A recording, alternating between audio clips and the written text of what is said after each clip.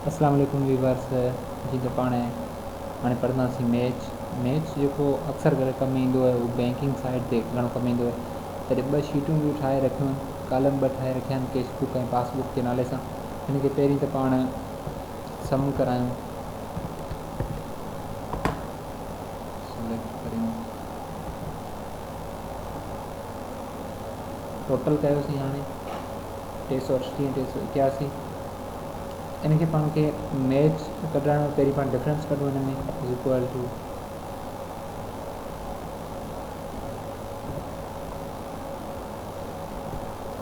-43 difference आहे।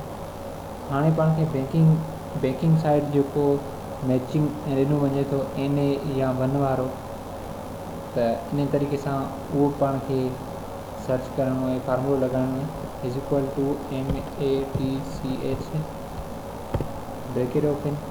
पहिरीं value lookup value पाण सर्च कराईंदासीं जेका पहिरीं हूंदी, उन खां पोइ कामा। हाणे लुकअप एरे पाण सर्च कराईंदासीं जेको साम्हूं वारो एरे हूंदो, टोटल सीट ऐं हुनजी ख़ाली 1 सीट।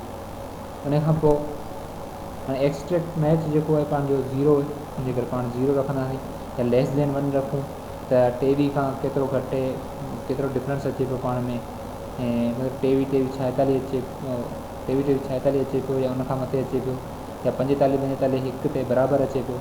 त उन तरीक़े सां हीअं हाणे पहिरियां मैच लुकअप वैल्यू पाण ख़ाली ई ॾिनीसीं, उन खां पोइ lookup array complete cash book जो टोटल जेका साइट हुई उहा ॾिनीसीं, उन खां पोइ एक्सट्रा मैच जेका 0 रखी हाणे एंटर कंदा। हाणे 2 अचे पियो हिन में पहिरीं,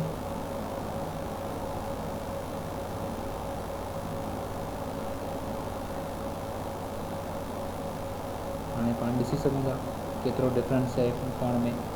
पहिरीं जो 2 आहे पाण में, उन खां पोइ 3 ते पाण चेंज बि करे सघूं था, 45 कंदासीं त हिकु को बि डिफरेंस कोन्हे, हिन जो लेवल आहे 45 हिते लॻो पियो त लेवल आहे,